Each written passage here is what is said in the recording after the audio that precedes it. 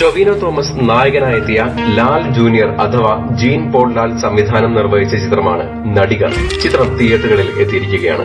David പടിക്കൽ എന്ന ചെറുപ്പക്കാരനായ നടൻ പെട്ടെന്ന് മലയാള സിനിമയിൽ സൂപ്പർ സ്റ്റാറായി മാറുകയാണ്. വലിയ കഴിവൊന്നുമില്ലാതിരുന്നിട്ടും ഭാഗ്യം ഒന്നുകൊണ്ട് മാത്രം തേടിവന്ന സൂപ്പർ താര പദവി അയാൾക്ക് പുതിയൊരു ലോകം തുറന്നുകൊടുക്കുന്നു. സൂപ്പർ സ്റ്റാർഡത്തിന്റെ മാസ്മരികത മെയിൻറ്റെയിൻ ചെയ്യാൻ പക്ഷേ ഡേവിഡ് പടിക്കലിന് വിചാരിച്ച അത്ര എളുപ്പമാവുന്നില്ല.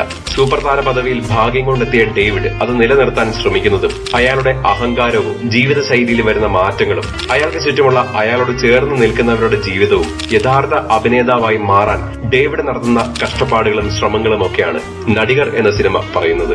ടൊവിനോ തോമസിനൊപ്പം സൗബിൻ സാഹിർ, ബാലു വർഗീസ്, സുരേഷ് കൃഷ്ണ, ഭാവന എന്നിവരാണ് ചിത്രത്തിലെ മറ്റ് കേന്ദ്ര കഥാപാത്രങ്ങളെ അവതരിപ്പിക്കുന്നത്. അനൂപ് മേനോൻ, ഇന്ദ്രൻസ്, രഞ്ജിത്ത് ഉൾപ്പെടെ നിരവധി താരങ്ങൾ ചിത്രത്തിൽ എത്തുന്നുണ്ട്. ഭാവന കേന്ദ്ര കഥാപാത്രമാണെങ്കിലും 2-3 രംഗങ്ങളിൽ മാത്രമേ അവർ വരുന്നുള്ളൂ.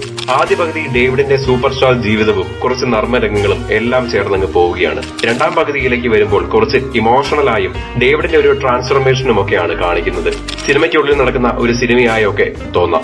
ആദ്യ പകുതി അത്ര ഗുമ്മായിട്ടില്ല എന്നൊരു ഫീൽ തോന്നി. രണ്ടാം പകുതിയിലാണ് പിന്നെയും സിനിമ കുറച്ചും കൂടി അതിന്റെ ഒരു ട്രാക്കിലേക്ക് കയറുന്നത്. മൊത്തത്തിൽ കളർഫുള്ളാണ് സിനിമ. പക്ഷെ പിടിച്ചിരുന്ന ഒരു ഗ്രിപ്പ് നൽകാൻ പലപ്പോഴും ചിത്രത്തിന് കഴിയുന്നില്ല. മാത്രമല്ല ചിലയിടങ്ങളിലൊക്കെ ചിത്രം വളരെയധികം ബോറിംഗ് ആയിട്ടും മാറുന്നുണ്ട്.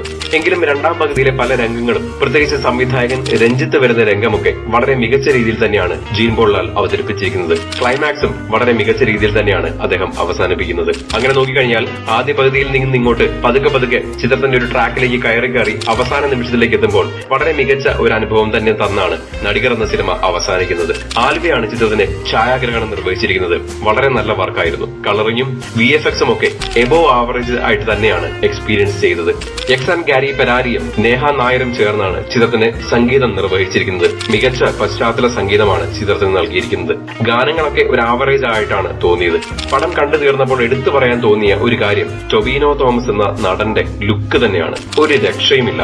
ഏത് രൂപത്തിലേക്ക് പിടിച്ചിട്ടാലും ആ രൂപവുമായി വളരെ ഇഴുകിച്ചേരുന്ന ഒരു നടനായിട്ട് ടൊവിനോയെ ചിത്രത്തിൽ ഫീൽ ചെയ്തു. ഒരു ഇന്റർനാഷണൽ ലുക്കൊക്കെയാണ് ചില രംഗങ്ങളിലൊക്കെ ടൊവിനോയെ കാണുമ്പോൾ. ഉറപ്പായും വ്യത്യസ്തമായ നിരവധി കഥാപാത്രങ്ങൾ ടൊവിനോ തോമസിനെ തേടി ഭാവിയിൽ എത്തുമെന്ന് ഉറപ്പു നൽകുന്ന പെർഫോമൻസ് തന്നെയാണ് അദ്ദേഹം കാഴ്ചവെച്ചിരിക്കുന്നത്. സൗബിൻ, ബാലു വർഗീസ്, സുരേഷ് കൃഷ്ണ ഈ 3 പേരുമാണ് സത്യത്തിൽ ചിത്രത്തിന്റെ ഏറ്റവും വലിയ ശക്തി എന്ന് പറയുന്നത്. 3 പേരും കിടിലൻ തന്നെയായിരുന്നു. തിരക്കഥ മാത്രം അത്ര ശക്തമായി പലയിടത്തും തോന്നിയില്ല. അതിനുള്ള സ്പേസ് ഉണ്ടായിട്ട് കൂടി. എന്നിരുന്നാലും ഒരു വൺ ടൈം വാച്ചബിൾ എന്ന രീതിയിൽ പടം ഒരു എബോവ് ആവറേജ് ആയി കടന്നു പോകുന്നു. നടികർ തൊട്ടടുത്ത തിയേറ്ററുകളിൽ തന്നെ കണ്ടാസ്വദിക്കും.